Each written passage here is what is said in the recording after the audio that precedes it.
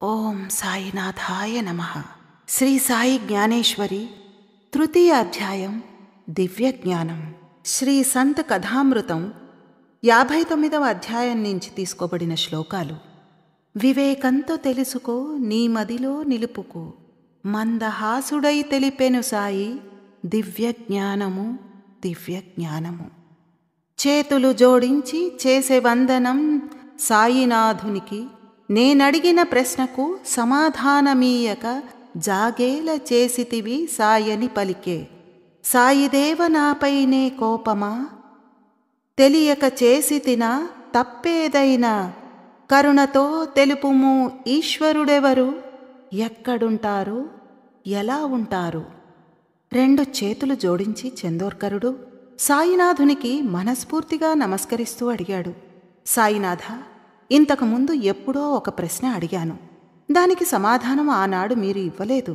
సాయినాథ, మా మీద ఏమైనా కోపమా? పొరపాటున మా వల్ల తప్పేదైనా జరిగిందా? కృప చూపండి మాపై. పరమాత్ముడెవరు, వారు ఎలా ఉంటారు, ఎక్కడ ఉంటారు, వివరంగా తెలియచేయండి నాథ. సాయి చెప్పే నాతో కోపం లేదంటూ, రాగద్వేషాలు అసలే లేవంటూ, మీపైన నాకేలా పరాకెందుకు, మీరందరూ నా పిల్లలు. నానా నువ్వడిగిన ప్రశ్నలకు జవాబు చాలా నిగూఢమైనది, జిజ్ఞాసతో నువ్వు అడిగినందుకు వివరించి చెప్పెదా శ్రద్ధగా వినుము. జగతిన మొదటి సాధనం వివేకం, జీవన రెండవ సాధనం వైరాగ్యం, 6 గుణాల 3వ సాధనం ముముక్షుత్వం, 4వ సాధనం. సాయి బదులు పలికారు, ఓ నానా, నా మనసులో ఎవరి పట్ల నాకు ఎలాంటి కోపం లేదు. మీరందరూ నా పిల్లలు.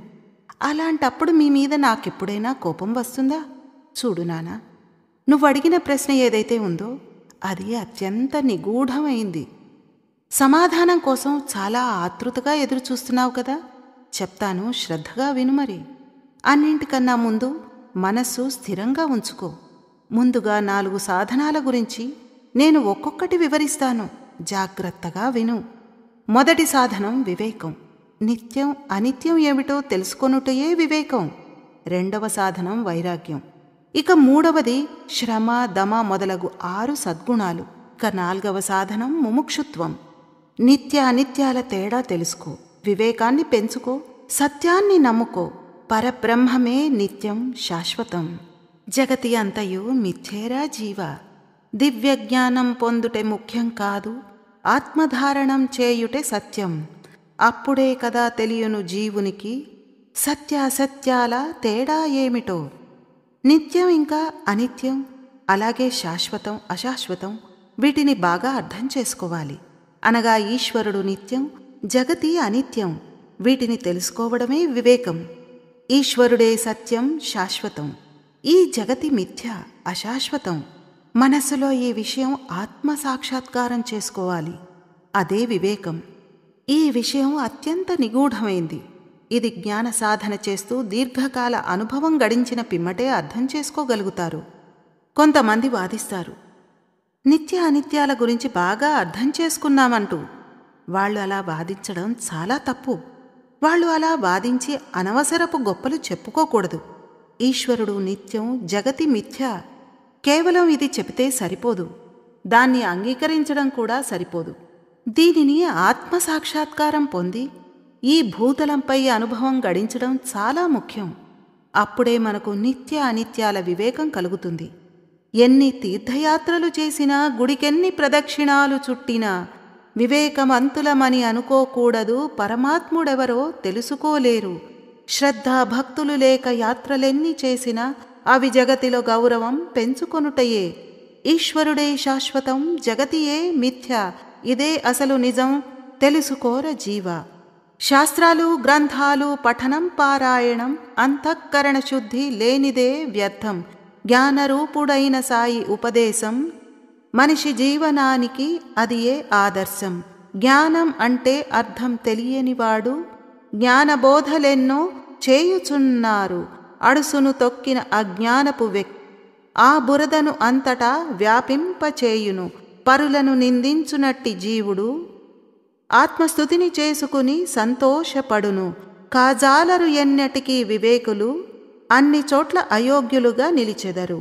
ఎవరైనా ఒక వ్యక్తి తీర్థయాత్రలు చేస్తూ అనేక మార్లు పండరీపురానికి వెళ్ళి వచ్చాను అన్నంత మాత్రాన వివేకవంతుడైపోడు. యాత్రలు చేసిన కారణంగా అతనికి ఈశ్వరుడెవరు, ఈశ్వరుడు ఎలా ఉంటాడు, ఈశ్వరుడు ఎక్కడ ఉంటాడు, వీటి గురించి తెలుసుకోలేరు. వ్యక్తి తీర్థయాత్రలైతే చేశాడు, హృదయంలో భగవంతుని పట్ల శ్రద్ధ లేదు.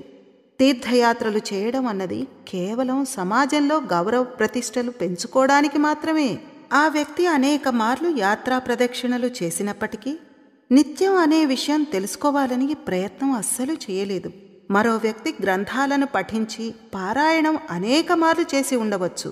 వాటిని జీవితంలో ఆచరించకుండా తన అంతరంగాన్ని శుద్ధి చేసుకోలేనివాడు, నిత్యానిత్యాల గురించి ప్రజలకు ఉపదేశం చేసేవాడు, అలాంటి వాడిని జ్ఞానరూప సరోవరంలోని కప్పగా భావిస్తారు. ఎవరు అజ్ఞానంతో గొప్పలు చెప్పుకుంటూ అటూ ఇటూ గెంతులు వేస్తుంటారో వారు జ్ఞానం అనే పరిమళాన్ని వెదజల్లుతున్నారు అని అనుకుంటారు. కానీ అసలు నిజం ఏమిటంటే వారు బురద గుంటలో కాళ్ళు పెట్టి ఆ బురదను అంతటా వ్యాపింపచేస్తున్నారు. ఎవరైతే ఎదుటివారిని నిందిస్తూ తమ గొప్పలు చెప్పుకుంటారో వారు ఎన్నటికీ జ్ఞానాన్ని పొందలేరు. వారెన్నటికీ వివేకవంతులు కాజాలరు. ఇక బ్రహ్మజ్ఞానం పొందే యోగ్యత అస్సలు లేనివారు. సుఖ సౌఖ్యాలు భోగభాగ్యాలు లక్ష్యపెట్టని జీవుడు ఈ జగతిన పరలోకమోక్ష ప్రాప్తి అభిలషించు జీవుడు వైరాగ్యులుగా పరిగణింపబడుదురు. ఓ నానా, ఇహలోకంలో భౌతిక వస్తువులపై ఎవరికి మోహం వ్యామోహం ఉండదో, ఎవరికి పరలోకం స్వర్గలోకం అభిలాషను కలిగి ఉంటారో అతనే వైరాగ్యం కలిగినవాడు. అలాంటి వారినే వైరాగ్యం మూర్తీభవించిన వారు అంటారు. తెలుసుకో జీవ శమాది షట్కర్మలను. ఈ జ్ఞానము జీవన అవసరము. శమ దమ తితిక్ష ఉపరతులేమిటో శ్రద్ధగా ఆలకించి అనుసరించు జీవ. మనోనిగ్రహం కలిగి ఉండుటే శమగా కొనియాడబడును. ఇక మీరు సావధాన చిత్తులై వినండి, దమ గురించి చెప్పెదను విశదంగా. అనంత ఆశలతో నిండినదే దేహం, మనిషికెన్ని కోర్కెలు ఉద్భవించిన. కామభోగ కోరికలు మదిలో రేకెత్తిన నియంత్రించుకొనుటయే దమగా పిలిచిరి. ప్రారబ్ధ దుఃఖమే పొందు జీవుడు, ఆవేశ ఆక్రోశ క్రోధాల జయించు. సహజంగా వాటిని నిగ్రహించుకొనుటయే సహనంగా ఉండుటే తితిక్ష అనబడెను. పత్ని పుత్రులు ధన సంపదలు ఆత్మీయత అనురాగం అనుబంధాలు ఇవి జగతిని నడిపే మాయాజాలము, మిథ్యా అని తెలుసుకొనుటయే ఉపరీతము. పరమాత్మ పట్ల భక్తి పెంచుకో, నమ్మకంతో మసులుకో, సాయిని మది నిలుపుకో. ఇది ఏ శ్రద్ధ అని చెప్పెను సాయి. సమాధానం వివరించద వినుము జీవా. సుఖదుఖాలు సమమేనని భావించి ఎవరి మనసు అస్థిరమై చెంచలించదో, పర్వతంల దృఢంగా నిలిచి జీవుడు దానినే సమాధాన స్థితిగా భావించు. ఓ చందోర్కరా, నువ్విప్పుడు శమ దమ తితిక్ష ఉపరీతం శ్రద్ధ ఇంకా సమాధానాల గురించి తెలుసుకో. ఇవి జ్ఞానవంతుడైన మానవుని 6 గుణాలు. వీటిని శమాది షట్కర్మలుగా పిలువబడుతున్నాయి. అనంత కోరికలతో మనస్సు వేడితో ఎగసి పడుతుంటే దానిని నిగ్రహించుకోవడమే శమ. ఇక సావధానంగా దమ గురించి చెబుతాను వినండి. అనంత కోరికలతో కలిగిన దేహం కామ భోగాల కోసం ఆశపడి మనస్సు చంచలిస్తుందో అప్పుడు ఆ మనస్సును నియంత్రణలో ఉంచుకొనుటయే దమ అని అంటారు. ప్రతి వ్యక్తి తన ప్రారబ్ధానుసారం దుఃఖాన్ని పొందుతాడు. ఆ దుఃఖ సమయంలో ఆవేశం ఆక్రోశం అలాగే క్రోధాలకు లోను కావడం సహజం. కాని వాటిని శాంతి సహనంతో భరించడమే తితిక్ష. పత్ని పుత్రుడు ధన సంపదలు బంధాలు అనుబంధాలు మొదలగు వాటి మాయాజాలంలో చిక్కుకోవడం, దానిని తెలుసుకొని అర్థం చేసుకోవడమే ఉపరీతం. ఈశ్వరుని పట్ల మనస్సులో దృఢ విశ్వాసం కలగడాన్ని శ్రద్ధ అని అంటారు. ఇక సమాధానం గురించి చెప్తాను వినండి. ఏ వ్యక్తి సుఖదుఖాలను సమానంగా అనుభవిస్తారు, ఎవరి మనస్సు స్థిరంగా ఉండి ఎవరి మనస్సు స్థిర చిత్తంతో పర్వతంలా దృఢంగా ఉంటుందో దానినే సమాధానం అంటారు. మోక్షం పొందాలనే కోరిక కలిగి మిగతావన్నీ వ్యర్థమేననుకుని ఆత్మజ్ఞానమునకై పరితపించు జీవుడు ముముక్షువుగా అభివర్ణించెదరు. మోక్ష మార్గ అన్వేషణ చేయు జీవుడు ముముక్షువునిగా యోగ్యత పొంది సాయి మార్గము ననుసరించి ప్రతి భక్తుడు తప్పక పొందును పరమాత్మ దర్శనం. ఎవరి మనస్సులో మోక్ష ప్రాప్తిని పొందాలన్న కోరిక బలంగా ఉంటుందో మిగతా కోరికలన్నిటినీ పట్టించుకోకుండా ఎవరు మోక్షం కొరకు ఆకాంక్షిస్తుంటారో వారినే ముముక్షువు అంటారు. ఎవరు ముముక్షువులుగా కావాలని కోరుకునే వారికి ఈ యోగ్యతలు కలిగి ఉండాలి. వైకుంఠ ధామమే మోక్షం కాదు, స్వర్గలోక ప్రాప్తియే పరమావధి కాదు. మోక్షం పొందుటయే అంతిమ లక్ష్యం, అది సాధించుటయే మహాకష్టము. జగతినందు సంచరించు చైతన్య శక్తి నిత్యమైనది, అవినాశకారి. ఈ సత్యం తెలుసుకున్న ప్రతి జీవుడు పరమాత్మను చేరుటయే మోక్ష సాధనం. దృఢ నిశ్చయమే పురుషార్థ లక్షణం, సకారాత్మ ప్రయత్నమే మోక్షానికి మార్గం. లేదు కదా వేరే దారి మోక్షానికి, తెలిపెను సాయి సద్గురువై నిలిచి. ఓ చందోర్కరా, వైకుంఠం మోక్షం కాదు, వైకుంఠం కన్నా మహత్తరమైనది మోక్షం. వైకుంఠానికి చేరుకోవడం కన్నా అధిక కష్టమైనది మోక్షాన్ని పొందడం. మోక్షం ఒక కైలాస పర్వతం, అయితే వైకుంఠం కైలాసానికి ఒక చిన్న మార్గం మాత్రమే. ఈ జగతిన ఉన్న ఆదిశక్తి, అదియే నిత్యం అవినాశకారి. ఈ పరమ భక్తితో పాటు ఆత్మను ఏకం చేయడం ఆత్మ యొక్క ఒకే ఒక్క లక్ష్యం. ఆత్మ పరమాత్మను చేరుకొనుటయే మోక్షప్రాప్తి అనబడును. ఆత్మకు ఈ లక్ష్యం తప్పకుండా ఉండాలి. దృఢ సంకల్పంతో సకారాత్మకంగా ప్రయత్నించడం వల్ల మోక్షపదానికి చేరువ కావాలి. దీనికి మించి ఆత్మ చేయు సంకల్పములన్నీ వ్యర్థమే. మరి సాయిబాబా బోధించే సమర్థ వచనాలు చేతులు జోడించే చందోర్కరుడు. వివరింపుము కరుణతో సాయినాథ నాకు, శుద్ధ చైతన్యం పరబ్రహ్మమేమిటో. సాయినాథుని సమర్థ వచనాలు విన్న చందోర్కరుడు చేతులు జోడించి వినమ్రపూర్వకంగా, ఓ సద్గురుదేవా, కృపానిధి, శుద్ధ చైతన్య శక్తి అన్న ఏమిటో తెలియచేయండి బాబా. ఈ జగతికి ఆధారం చైతన్య శక్తి, చరాచరములందు ఆవరించియున్నది. బ్రహ్మాండ లయగతులకు మూలాధారం పరమాత్ముడే సత్యం, విశుద్ధ చైతన్యం. నీ కళ్ళ ముందు కనిపించుచున్నది సత్యం కాదు, అది అంతా మిథ్యే. ఇదంతయు జీవుని భ్రమయే కదా, చక్కగా వివరించెను సాయినాథుడు. చైతన్య శక్తియే పరమాత్మ రూపం, నీకు నమ్మకం లేదా ఈ అద్భుత శక్తిపై? తెలుసుకొనుము నాన్న, ఈ విరాట్ శక్తిని ఏదో రూపాన అనుభవించెదరు. ఇందుగలడు అందులేడను సందేహము వలదు, సర్వాంతర్యామి ఆ పరమాత్ముడు. వారినెవరు వెదకలేరు, పట్టుకోజాలరు. ఇది ఏ సత్యము, వెతుకుటయే కఠినము. రంగు రూపం నామం ఆకారం లేనివాడు ఈ చైతన్య వ్యాపకుడు పరంధాముడు. ఏదో ఉంది అందుకే చైతన్యమని పేరు, మరువకు నానా అర్థం చేసుకో. కనిపించదు గాలి రూపమేమిటో, అనుభూతియే దానికి సమాధానము. చైతన్య శక్తియే పరమాత్మ రూపం, ఉపేక్షించకెన్నడు ఈ పరమార్థం. సాయినాథుడు వివరించసాగారు. ఓ చందోర్కరా, ఈ జగతికి ఆధారం చరాచరములన్నింటిలో వ్యాపించి ఉన్నది, అఖిల బ్రహ్మాండాన్ని ఆవరించి ఉన్నది. ఎవరిలో ఈ జగతి లయగా పడుతున్నదో అది సంపూర్ణ సృష్టికి ఆదిమూలం. అదే పరమోజ్వల విశుద్ధ చైతన్యం. ఇది ఏ సత్యం. ఈ ప్రపంచంలో నీ కళ్ళ ముందు ప్రత్యక్షంగా కనిపించుచున్నది ఎన్నటికీ సత్యం కాదు. ఇది కేవలం ఒక భ్రమ మాత్రమే. అది అర్థం చేసుకో. ఓ చందోర్కరా, నిజంగానే ఈ భాస్వర శక్తిపై నీకు నమ్మకం లేదనుకుంటున్నాను. కానీ నువ్వే ఆశ్చర్యపోతావు. ఈ విరాట్ శక్తి యొక్క అనుభవం మనం అందరం ప్రతి క్షణం ఏదో ఒక రూపంలో అనుభవిస్తూనే ఉంటున్నాం. ఈ బ్రహ్మాండంలో పరమేశ్వరుడు లేని చోటు ఏదీ లేదు. చైతన్య వ్యాపకుడు సర్వాంతర్యామి. ఆయన లేని దిక్కు, ఆయనను మాత్రమే మనం వెతకలేనిది.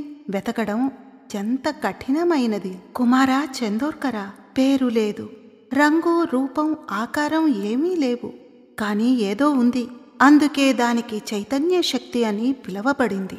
ఏ విధంగా గాలికి రంగు రూపం లేదో అది ప్రసరిస్తున్నంతసేపు మనకు అనుభూతి కలుగుతుంది. అలాగే చైతన్యాన్ని కూడా మనం అనుభూతిని పొందాలి. దానిని ఎన్నడూ ఉపేక్షించకూడదు. చైతన్య శక్తియే పరబ్రహ్మము, ఉపాసించుటకు అదియే యోగ్యము.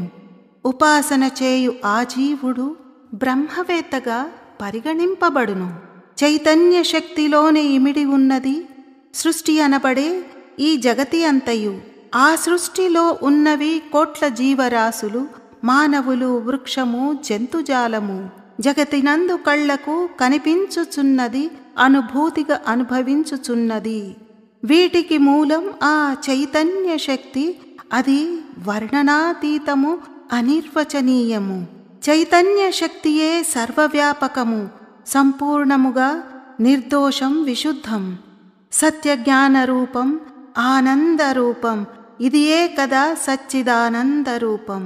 జీవం కలిగి ఉన్న ప్రాణులన్నీయు భిన్నం, వ్యతిరేకం, విడిపోలేనివి. వీటి సూక్ష్మ అంశయే ఈ జీవులన్నీ. అది ఏ చైతన్యం, పరబ్రహ్మ స్వరూపం. చైతన్యం అని అంటున్నామో అదే పరబ్రహ్మం. అదే ఉపాసన చేయుటకు యోగ్యమైనది.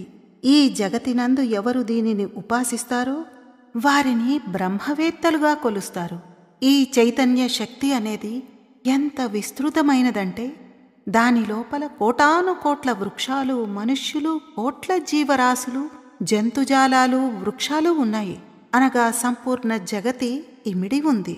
ఈ జగతిలో మీరేదైతే చూస్తున్నారో, మీరేదైతే తెలుసుకుంటున్నారో, మీరు అనుభూతి చెందుతున్న వాటన్నిటికీ మూల కారణం ఈ విరాట్ శక్తి. ఓ నానా, ఈ శక్తి గురించి నీకు ఎంతగా వివరించినప్పటికీ అది వర్ణనాతీతం, అనిర్వచనీయం. ఈ చైతన్యం సర్వవ్యాపకం. ఇది క్లేశరహితమైనది, అనగా పూర్తిగా దోషరహితం, స్వచ్ఛమైనది. అదే సత్యరూపం. జ్ఞానరూపం అనగా ఆనందరూపం, సచ్చిదానందరూపం. ప్రాణం ఉన్న జీవులన్నీ దాని నుంచి భిన్నంగా కానీ, వేరుగా కానీ, లేదా విడిపోయి కానీ లేవు. దాని సూక్ష్మ అంశాలే మనమందరం కూడా. ఆ పరమాత్మ వ్యాపకుడు అయిన చైతన్య శక్తియే బ్రహ్మం, అనగా పరబ్రహ్మగా కొలవబడుచున్నాడు. పరబ్రహ్మయే జగతిన సర్వవ్యాపకుడు, దోషముక్తుడు, నిష్కల్మషుడు, ఆనందరూపుడై చైతన్య శక్తితో జీవులన్నింటిలో వ్యాపించి ఉండును. విన్నవించెనాన సాయినాథునికి అర్థం అయ్యేలా వివరించమంటూ తత్వజ్ఞాన నిగూఢార్థమును తెలిపి నన్ను కృతార్థుడిని చేయుము. 2 చేతులు జోడించి నానా సాయినాథునితో ఇలా అన్నాడు. ఓ సద్గురు శ్రీ సాయినాథ, పరబ్రహ్మ సర్వవ్యాపకుడని, దోషరహితుడని, అలాగే పూర్తిగా విశుద్ధుడు, ఆనంద స్వరూపుడు, అందరిలో నిలిచి ఉన్నాడని కదా. కాని ఇవన్నీ నాకు అర్థం కాలేదు. ఈ నిగూఢ తత్వజ్ఞానం గురించి వివరంగా చెప్పండి సాయినాథ. చైతన్య అంశయే ప్రాణులలో ఉన్నదని, దోషరహితము, నిర్మలం అయినదని, చైతన్య శక్తి గుణముల గూర్చి సహనంతో తెలిపి ధన్యుడిని చెయ్యి. నవ్వుతూ సాయి తెలిపే, జన్మాంధుడైన వాడు జగతి అందాలను ఎలా చూడగలరు? జన్మను పొందిన జీవి మిథ్యను కాంచి కళ్ళున్న కబోదులై సత్యాన్ని ఎరుగక, సాయినాథ ఆత్మ అనగ చైతన్య అంశ అంటిరి, ఆత్మల ఏకత్వం గూర్చి బోధించిరి. నా కంటికి కనిపించే ఆత్మలన్నీ భిన్నంగా తెలియలేదు, అసలు కానరాలేదు. ప్రతి ఆత్మకు సుఖదుఖాలెన్నెన్నో, ఎన్నటికీ కలవలేవు విభిన్న జీవులు. ఆత్మలన్నింటికీ చైతన్య శక్తి ఒకటి, సుఖదుఖాలు మరి సమానంగా ఉండవా? జగతినందు ప్రతి జీవి భిన్న రూప గుణాలతో, ప్రతి ప్రాణి వేరు వేరు సుఖదుఖాలతో. ఏల సాయి ఈ భిన్నత్వము తెలియపరచు విధి ఆడే జగన్నాటకం. చందోర్కరుడు, ఓ సద్గురు సాయి, ఈ చైతన్య శక్తి యొక్క అంశ అన్ని ప్రాణులలో ఉంది. ఆ చైతన్య గుణమే ప్రాణులలో నిబిడీకృతమై ఉందని, ఈ చైతన్యం దోషరహితం, అలాగే నిర్మలమైనది. కాని ఈ జగతినందు అధికంగా ప్రాణులన్నీ దోషభూయిష్టంగా, రోగాలతో, దుఃఖాలతో, బాధలతో నిండి ఉన్నాయి. అలాంటప్పుడు ఈ చైతన్య గుణం ఎక్కడ ఉంది? పుట్టుకతో అందులైన వారు, లావణ్యాన్ని ఎలా చూడగలుగుతారు? ప్రపంచంలోని ప్రాణులన్నీ దోషభూయిష్టంగా, రోగాలతో, దుఃఖాలతో, బాధలతో నిండి ఉన్నాయి. అలాంటప్పుడు ఈ చైతన్య గుణం ఎక్కడ ఉంది? పుట్టుకతో అందులైన వారు, లావణ్యాన్ని ఎలా చూడగలుగుతారు? ప్రపంచంలోని ప్రాణులన్నీ ఈ లోకంలోని మిథ్యా వస్తువులను చూసి వారు అంధులైపోతున్నారు. అలాంటప్పుడు వారికి పరబ్రహ్మ సత్యాన్ని ఎలా చూడగలుగుతారు? మీరు ఆత్మలన్నీ చైతన్యాంశాలుగా విశదీకరిస్తున్నారు కదా సాయి. వాటి ఏకత్వం గురించి మాట్లాడుతున్నారు. కానీ సంసారంలో ఉన్న ప్రాణులన్నింటిలో ఈ చైతన్య గుణం నాకస్సలు కనిపించడం లేదు సాయినాథ. నాకెలా అనిపిస్తోందంటే సంసారంలో ప్రాణులన్నింటిలో ఈ చైతన్య గుణం అస్సలు లేకుండా పోయింది అని అనిపిస్తోంది. చైతన్య శక్తి యొక్క అంశ ఆత్మ అయినచో అన్ని ఆత్మలు ఒకే విధంగా ఉండాలి కదా. కానీ ఇక్కడ నాకు ప్రతి ఆత్మ వేరువేరుగా కనపడుతున్నాయి. అన్నింటిలో నాకు వేరువేరు గుణాలు కనిపిస్తున్నాయి. ఈ ప్రపంచంలో ప్రతి ఆత్మ వేరువేరుగా సుఖదుఖాలను అనుభవిస్తున్నాయి. ఈ సుఖదుఖాలన్నీ కూడా విభిన్నంగా ఉండి వేరే వారితో సంబంధం లేకుండా ఉంటాయి. ఒకే చైతన్య శక్తి యొక్క అంశ ఈ ఆత్మలన్నింటిలో ఉన్నచో అప్పుడు ఆత్మలన్నింటికీ సుఖదుఖాలు ఒకే విధంగా ఉండి ఒకరితో ఒకరికి పోలికలు కలిగి ఉండాలి కదా. కానీ అలా లేదు కదా సద్గురు సాయినాథ. ఇది ఎందుకిలా ఉంది సాయి? ఈ జగతిలో ప్రతి ఆత్మకు వేరు శరీరాలు ఉన్నాయి. ప్రతి ప్రాణి శరీరాన్ని బట్టి వేరువేరు గుణాలు కలిగి ఉంటాయి. ఒకవేళ ప్రతి ఆత్మ ఒకే చైతన్య శక్తి యొక్క అంశ అయినచో ఈ విభిన్నత్వం ఎందుకు? ఈ జగన్నాటకం ఎందుకు సాయినాథ? నానా ప్రశ్నలకు సాయి చెప్పే జవాబులు: నేను చెప్పు వాటిని శ్రద్ధగా వినుము. నీటిలో రంగులు కలిపినప్పుడు మారిపోవును జలము రంగు కూడా. తామ్రము, శ్వేతము, నలుపు వర్ణాలు, నీలం, పసుపు, ఆకుపచ్చ రంగులను జలమునందు కలిపి చూడు చందోర్కరుడా. జలము రంగు బట్టి వాటిని గుర్తింతురు. వేరు వేరు పాత్రలలో ఉంచి చూసినా భిన్న భిన్న రంగులతో జలమే కనిపించును. ప్రతి పాత్రలో కనబడు వేరు రంగు జలము, కాని అన్ని పాత్రలలో జలతత్వము ఒక్కటే. నానా అడిగిన అన్ని విషయాలు విన్న సాయినాథుడు, చూడు నానా, నీ సందేహాలన్నింటినీ ఇప్పుడే తీర్చేస్తాను. మనస్సు పెట్టి శ్రద్ధగా విను. నీటిలో ఒకవేళ నారింజ రంగు, తెలుపు, నలుపు, నీలం, పసుపు, ఎరుపు, ఆకుపచ్చ, ఊదా రంగులను వేరువేరుగా కలిపి వాటిని వేరువేరు పాత్రలలో ఉంచినచో ప్రతి పాత్రలో వేరువేరు రంగుల నీరు కనిపిస్తుంది కదా. అనగా అన్నింటిలో జలతత్వం ఒక్కటే కదా. ఎరుపు రంగు కలిసి నీరు ఎర్రగానే కనిపించు, పసుపు రంగు కలిపి పచ్చగా మారును. నీటి నుంచి రంగులను విడదీసి చూడు, యథాస్థితికి చేరును నీటి రూపము. జరుగునిదే ఆత్మ హృదయాలు కలిసినప్పుడు హృదయం సుఖదుఖాలకు ప్రతిరూపం. అలాంటి హృదయం ఆత్మతో కలిసినచో అనేక అనుభూతులు జీవుడనుభవించును. జీవులన్నింటిలో ఆత్మ ఒక్కటే, అందరిలో సత్యనిత్య రూపాలలో ఉంది. హృదయానికి స్పందించే స్వభావం ఉన్నది. ఆత్మ కూడా అదేలాగా అనుభూతి చెందును. దేహమును ధరించుటే ఆత్మధర్మము. సంసార అనుభూతులు అనుభవించును. అవన్నీయు హృదయముతో కలియుట వలనే. ఆత్మ మాత్రం ఎల్లప్పుడూ స్వచ్ఛమైనది. ఆత్మ అన్నది పరమాత్మ అంశయే. విశుద్ధ రూపమున దర్శించుము జీవ. ఆత్మ అన్నది పవిత్రమైనది. తెలుసుకో పూర్తిగా పరమాత్మను జీవ. నారింజ రంగు కలపడం వల్ల నీరు నారింజ రంగుగా మారుతుంది. పసుపు రంగు కలిపితే పసుపు రంగు నీరుగా కనిపిస్తుంది. వేరువేరు రంగుల నీరు నుంచి రంగులను తీసివేయగలిగితే అందులో ఉన్న రంగులన్నీ పోయి కేవలం తన యథాస్థితికి అనగా జలతత్వానికి చేరుకుంటుంది. ఇదే విధంగా ఆత్మతో హృదయం కలిసినప్పుడు కూడా జరుగుతుంది. సుఖదుఖాలను హృదయం గ్రహించగలుగుతుంది. అనగా ఆత్మతో హృదయం కలిసినప్పుడు మనిషి అనేక విధములైన సుఖదుఖాలు అనుభవిస్తాడు.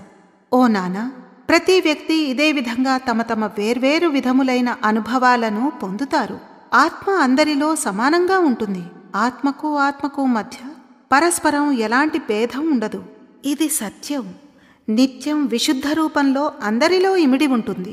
కానీ హృదయానికి బాధ, సంతోషం లాంటి భావాలకు స్పందించే తత్వం కలిగి ఉంటుంది. ఆత్మ శరీరాన్ని ధారణ చేస్తుంది. ఆత్మకున్న ధర్మం శరీరాన్ని ధరించడం. అనగా శరీరంలోని జీవులు ఏ సుఖదుఖాలను పొందుతారో అది హృదయంతో కలిసి అనుభవిస్తుంటారు. ఆత్మ స్వచ్ఛమైనది. అది విశుద్ధ చైతన్యం యొక్క అంశం. అందువల్ల ఆత్మను అలా విశుద్ధంగానే చూడాలి. అది సంపూర్ణంగా విశుద్ధమనే అర్థం చేసుకోవాలి. వినుము చందోర్కరా, వాస్తవికత గురించి. దానితో గణించుము జగతిలోని మిథ్యను. వీడుటకు ప్రయత్నించు ఈ మోహమాయలను, సత్యపథాన్ని నువ్వు అనుసరించు జీవా. పారమార్థికత, వ్యావహారికత, ప్రతిభాసికాలు చైతన్య త్రిగుణాత్మక శక్తిగా దేహం అనుభవించు వృద్ధాప్యమును, కౌమారం బాల్యం భోగించు జీవుడు. ఈ 3 దశలను అనుభవించు దేహం తెలుసుకుని వ్యవహరించు ఈ జగతిన. ఆత్మ పరమాత్మల సరైన అర్థము ఇదియే కదా జగతినందు సత్యము. నానా, ఇప్పుడు నేను సత్యాన్ని గురించి వివరిస్తాను, విను. దాంతో అసత్యాన్ని నువ్వు గుర్తించగలగాలి. అలాగే మిథ్య నుంచి జనించిన విపరీత విషయాలన్నింటినీ, అంటే కోరికలను, మనోవికారాలను సంపూర్ణంగా సమాప్తం చేయగలగాలి. చైతన్య త్రిగుణాత్మక శక్తిని కలిగి ఉంది. పారమార్థిక, వ్యావహారిక మరియు ప్రతిభాసితమైనవి. ఇవి ఖచ్చితంగా శరీరం అనుభవించు 3 దశల లాంటివే. వృద్ధాప్యం, కౌమార్యం, బాల్యావస్థలను పోలి ఉంటుంది. శరీరం ఈ 3 దశలను అనుభవిస్తుంది. ఓ పుత్రనారాయణ, దీనిని బాగా అర్థం చేసుకోవడానికి ప్రయత్నించు. ఏ ఆత్మనందు పరమార్థ గుణముందో యోగ్యులైన సాధువులుగా లెక్కించబడెదరు. శాస్త్రాలను అనుసరించు వారే యోగ్యులు, విడుచుటకు గ్రహించుటకు అర్హత గల జీవులు. శాస్త్రాలు పఠించి విన్నను, ఆత్మత్యాగం పొందుటకైనను ఆ జ్ఞానం కలిగి ఉన్న జీవులను వ్యవహారిక ఆత్మలుగా పరిగణింపబడుతురు. అసత్యమును సత్యముగా భావించు ఆత్మలు జ్ఞానచక్షువుల మూసి అజ్ఞానంతో చూస్తూ, సత్యాన్ని చూడలేక అసత్యంలో జీవిస్తూ ప్రతిభాసిక ఆత్మలుగా పరిగణింపబడుదురు. ప్రతిభాసిక ఆత్మలు అజ్ఞానపు జీవులు, వ్యవహారిక గుణములు గల ఆత్మలే సజ్జనులు. పారమార్థికంగా గుణములు గల ఆత్మలు సాధు సన్యాసులుగా కొలువబడెదరు. ఏ ఆత్మలో నిజమైన చైతన్య శక్తితో పారమార్థిక గుణం ఉందో అలాంటి యోగ్యత కలిగిన ఆత్మలను అధికంగా సాధు సన్యాసుల రూపంలో చూడగలం. వారు సరైన నియమానుసార విధానంలో శాస్త్రాలను పారాయణ చేస్తారు. ఏ ఆత్మలు అవసరం లేనివి వదిలివేసి కావలసినవి గ్రహించగలిగే యోగ్యత కలిగిన జ్ఞానం ఉంటుందో అలాంటి యోగ్యత కలిగిన ఆత్మలను వ్యవహారిక ఆత్మలుగా పరిగణిస్తారు. ఏ ఆత్మ అసత్యాన్ని సత్యంగా తలచి జ్ఞానమనే కళ్లను మూసుకొని అజ్ఞానంతో చూస్తూ ఎవరు సత్యాన్ని చూడలేకపోతున్నారో, అంతేకాక కేవలం అసత్యాన్ని మెచ్చుకుంటారో అలాంటి ఆత్మలను ప్రతిభాసిక ఆత్మలు అని అంటారు. ఓ నానా, ఈ ప్రతిభాసిక ఆత్మలు కలిగిన వారిని అజ్ఞానులుగా పరిగణించబడతారు. వ్యవహారిక ఆత్మ కలిగిన జీవుడు సజ్జనుడవుతాడు. పారమార్థిక రూపంలో వెలిగే ఆత్మలు సాధువులు, సన్యాసులే ఉంటారు. అందరిలో ఈ ఆత్మ ఒక్కటే, కానీ పొందిన గుణాల కారణంగా మనం అందరం వాటిని వేరువేరు రూపాలలో దర్శించుకుంటున్నాం. రాజులు, రాజ్యాధికారులు, రాజసేవకులు, ఈ ముగ్గురిలో భిన్నత్వం తెలియును. రాజశక్తి అన్న బలమి విభిన్న రూపం, అది ఏ భేదాలకు కారణం. రాజు సింహాసనాన్ని అధిష్ఠించును, అంబారీ పల్లకిలో వాహన సౌఖ్యం పొందును. వారి ఇష్టానుసారమే పరిపాలించుదురు, అధికారాన్ని ఉపయోగించుకుందురు. అధికార వర్గం రాజుననుసరించు ఆజ్ఞే శాసనంగా మార్చెదరు. రాజు యొక్క ఆజ్ఞను చట్టంగా భావించి అధికారులు, సేవకులు అవలంబించెదరు. రాజసేవకులు రాజాజ్ఞను పాటించెదరు. కేవలం దూతలుగా పనిచేయుదురు. తమ ఇష్టానుసారం ఏ పని చేయలేరు. వారి స్వేచ్ఛ కూడా అవరోధించబడును. ఓ నానా, రాజు, రాజ్యాధికారి ఇంకా రాజసేవకులు, వీరు ముగ్గురిని నువ్వు చూస్తూనే ఉన్నావు. వీరు ముగ్గురు భిన్నంగా కనిపిస్తారు కదా, కాని వీరి ముగ్గురి భిన్నత్వం వెనక ఉన్న మూల కారణం రాజరికపు శక్తి. ఈ కారణంగా ముగ్గురు 3 విభిన్న తత్వాలు కలిగి ఉన్నారు. రాజు రాజసింహాసనంపై ఆసీనుడవుతాడు. అతను అంబారీపై, పల్లకిలో గాని లేదా రథంలో గాని వాహనాలలో కావలసిన చోట్లకు వెళ్ళి వస్తుంటాడు. కావాలి అని అనుకున్నప్పుడు ఎక్కడికైనా వెళ్ళి వస్తుంటాడు. తమ ఇష్టానుసారం పనిచేస్తాడు. తన అధికారాన్ని చెలాయిస్తాడు. ఇక తన అధికార వర్గం రాజు ఆజ్ఞలను అనుసరిస్తారు. రాజుగారి ఆజ్ఞలను అవలంబిస్తూ అతను రాజుగారి ఆజ్ఞలను అందరూ అనుసరించేలా చేస్తాడు. రాజసేవకుడు కేవలం రాజుగారి ఆదేశాన్ని మాత్రమే పాటిస్తూ ఉంటాడు. అతను కేవలం ఒక దూతలా పనిచేస్తాడు. తాను ఇష్టానుసారం ఏ పని చేయలేడు. అతనికి ఎలాంటి స్వేచ్ఛ ఉండదు కదా. రాజాజ్ఞలను ప్రజలు అనుసరింతురు, వాటిని అనుసరిస్తూ ఆచరణలో పెట్టెదరు. దీనికి ఉన్న ఏకైక కారణం అది రాజుకున్న రాజ్యాధికార శక్తియే. రాజు, అధికారి, సేవకులు అనుసరింతురు రాజశాసనాన్ని. వీరందరికీ రాజ్యాధికార శక్తి అత్యంత ప్రియము, ఆనందదాయకం. రాజు, అధికారి, సేవకుడు సామాన్య ప్రజలతో సమానులు. అధికార శక్తి కారణంగా భిన్నంగా ఉండిరి. తెలుసుకో నానా, అర్థం చేసుకో. రాజు, అధికారి విధానాలను, ఆజ్ఞలను ప్రజలు అంగీకరిస్తారు. వీటికి అనుగుణంగా నడుచుకుంటారు. వీటన్నిటికీ ఉన్న ఒకే ఒక కారణం రాజరికపు శక్తి. రాజు, అధికారి, సేవకుడు, ప్రజలు అందరూ రాజశక్తిని అవలంబిస్తారు. ఈ రాజశక్తియే అందరికీ ప్రాముఖ్యమైంది కూడా. రాజు, అధికారి ఇంకా సేవకుడు కూడా ప్రజల వలె అతి సామాన్య వ్యక్తులే. కానీ రాజశక్తి కారణంగా వీరిలో పరస్పరం భిన్నత్వం ఉంది.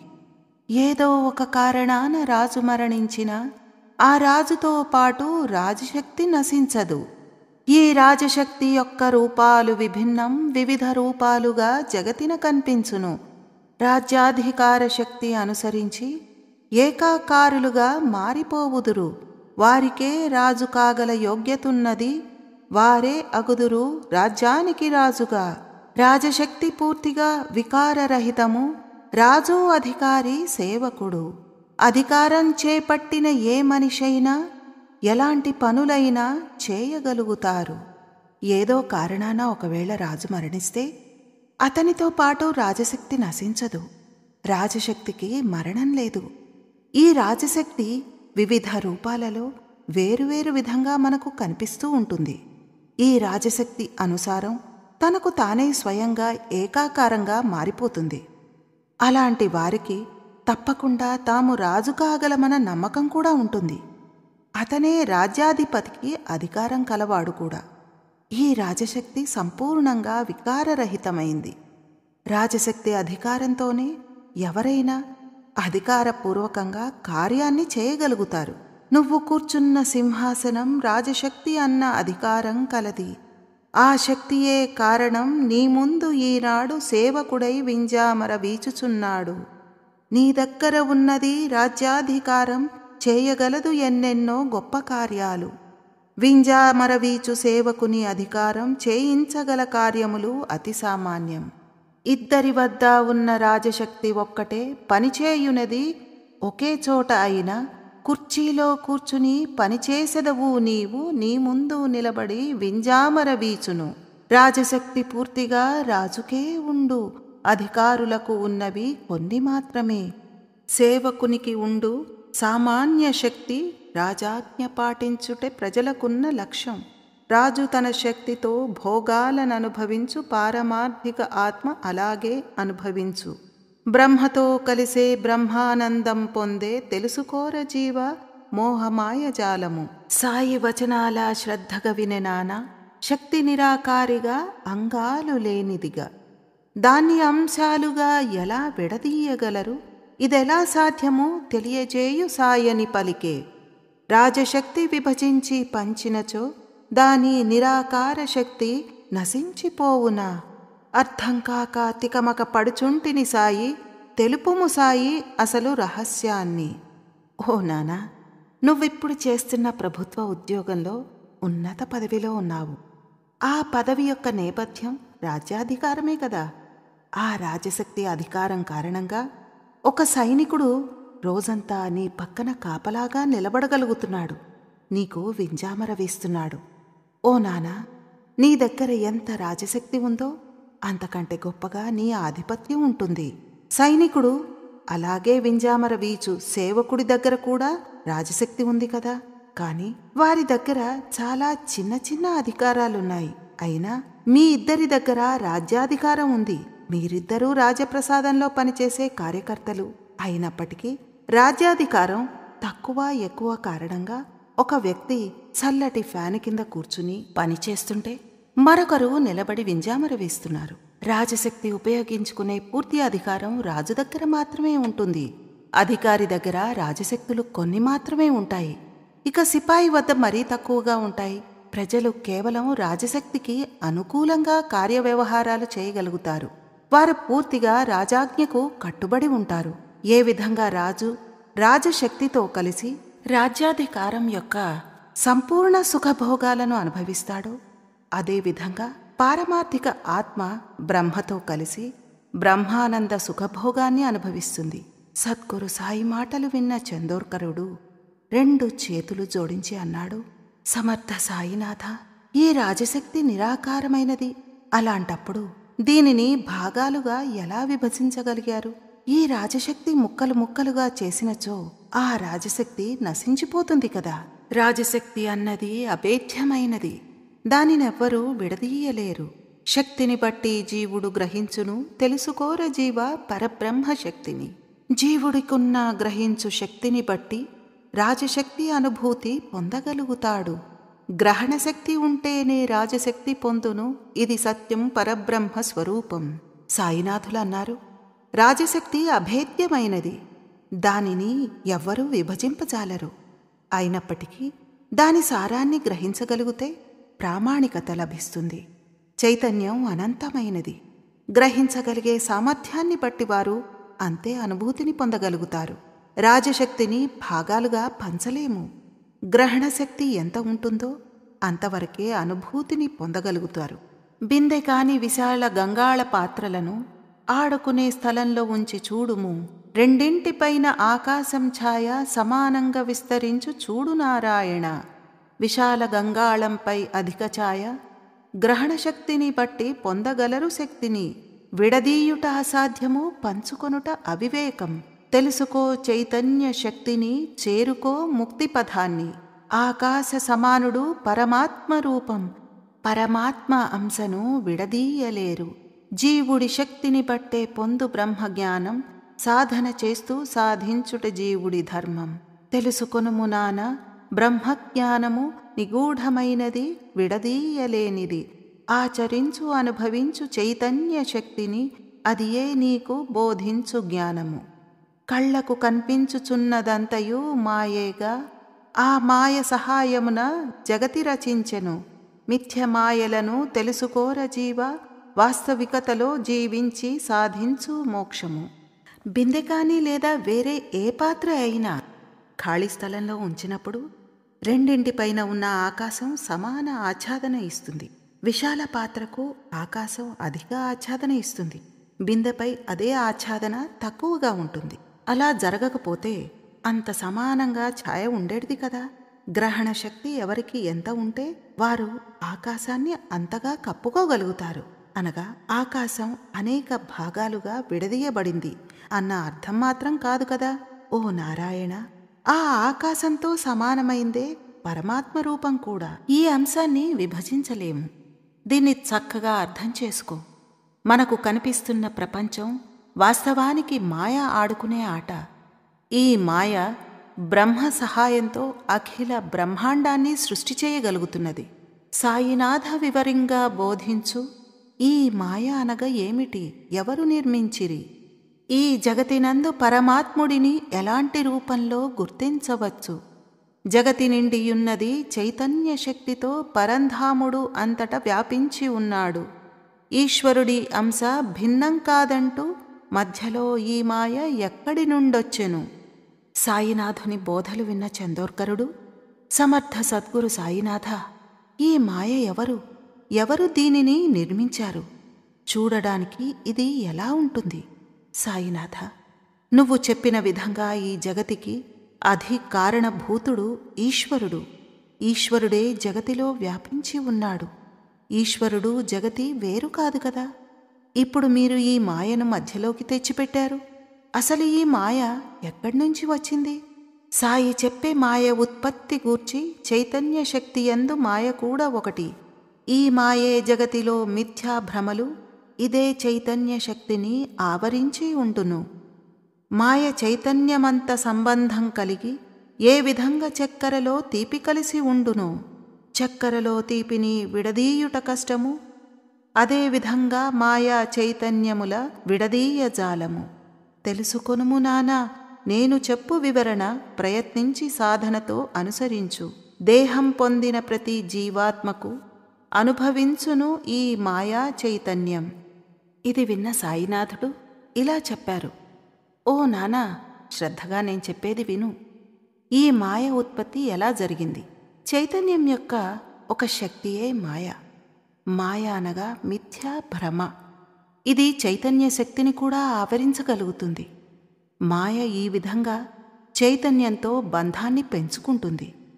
ఏ విధంగా చక్కెర తీపి కలిసి ఉంటుందో, చక్కెరను తీపిని వేరు చేయలేం కదా, అది అసంభవం కూడా.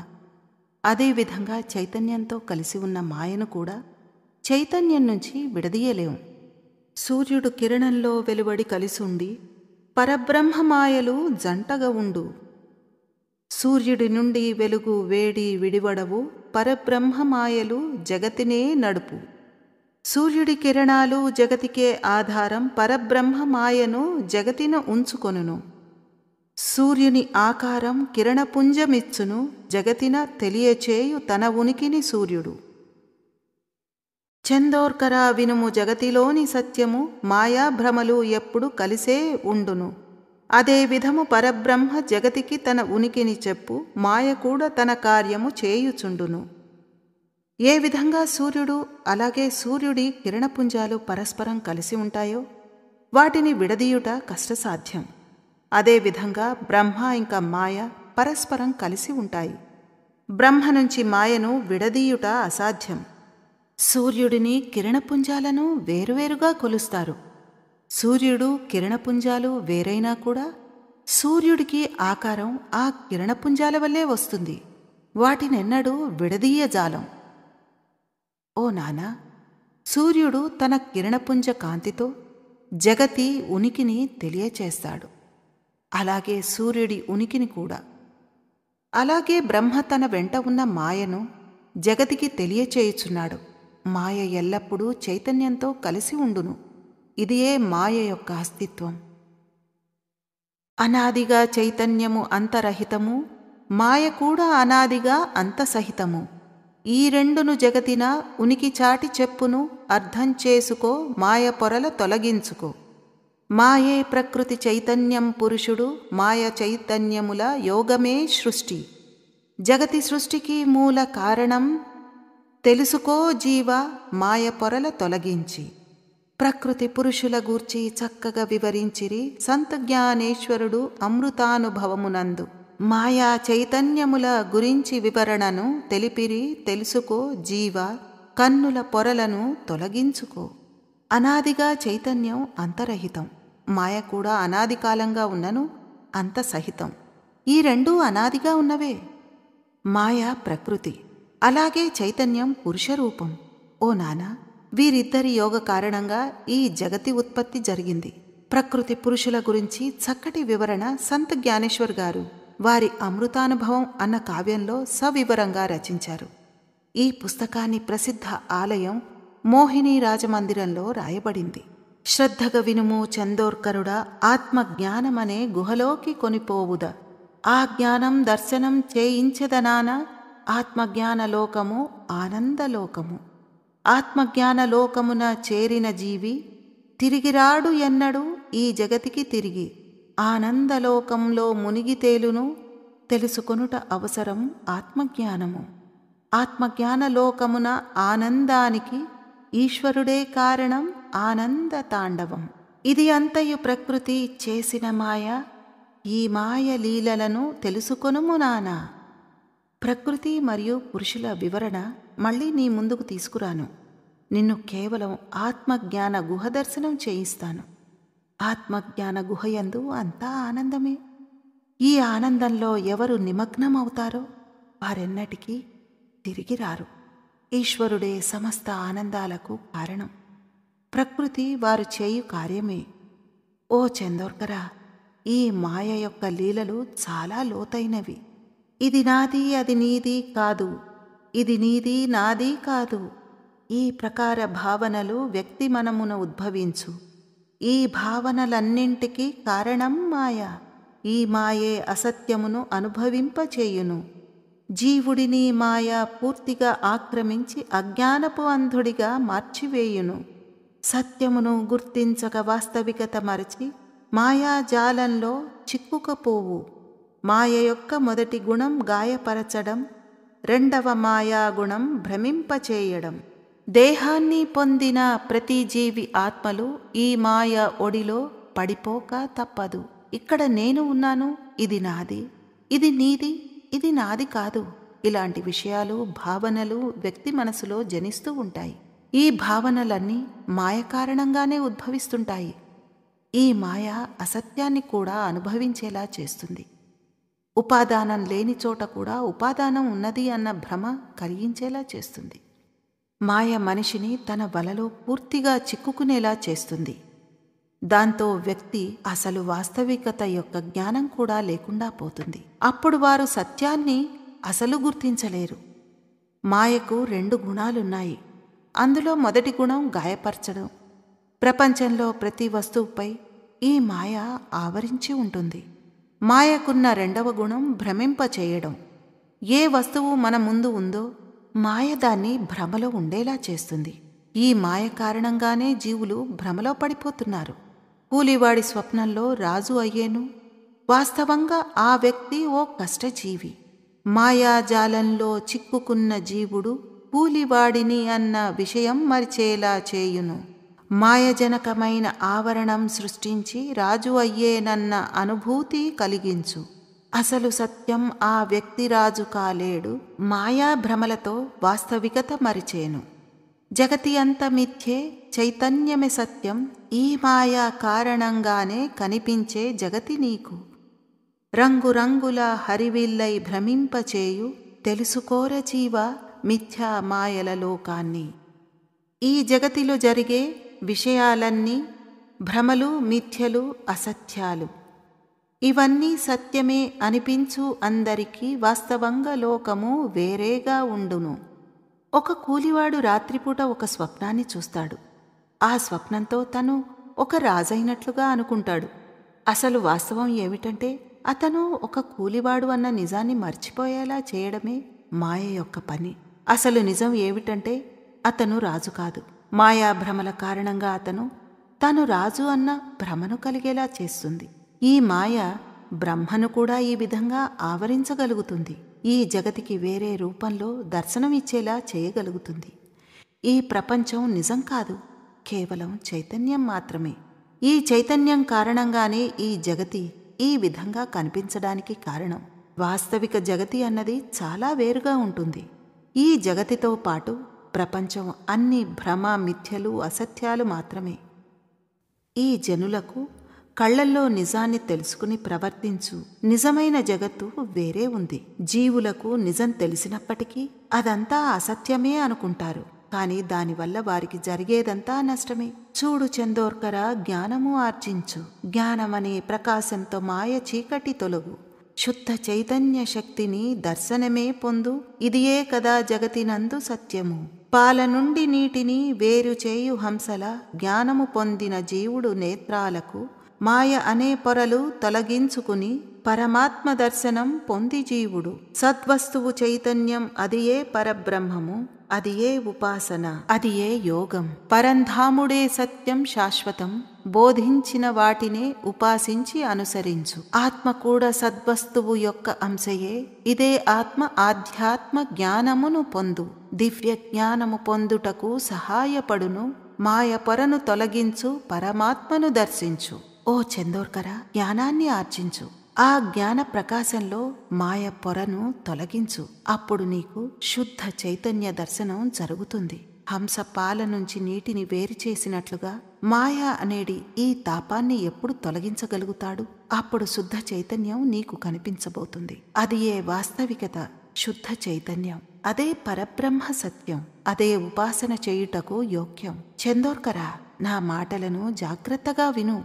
మీరందరూ ఉపాసన చేయండి. ఆత్మ కూడా పరబ్రహ్మ యొక్క సూక్ష్మ అంశయే. ఇదే ఆత్మ ఆధ్యాత్మిక జ్ఞానాన్ని పొందడం కొరకు, ఆత్మ దివ్య జ్ఞానాన్ని పొందడం కోసం సహాయంగా ఉంటుంది. అందుకని నువ్వు ఆత్మ గురించి పూర్తిగా తెలుసుకో. ఆత్మపై ఆవరించిన మాయను తొలగించు. దాన్ని చక్కగా అధ్యయనం చెయ్యి. ఈ జన్మలోనే నీకు ముక్తి లభిస్తుంది. జ్ఞానాన్ని మనసులో ఉంచుకో, ఉపాసించు. వివేకంతో తెలుసుకో, నీ మదిలో నింపుకో. సాయి దివ్య జ్ఞానము. తృతీయ అధ్యాయం దివ్య జ్ఞానం సమాప్తం. ఓం సాయినాథాయ నమః.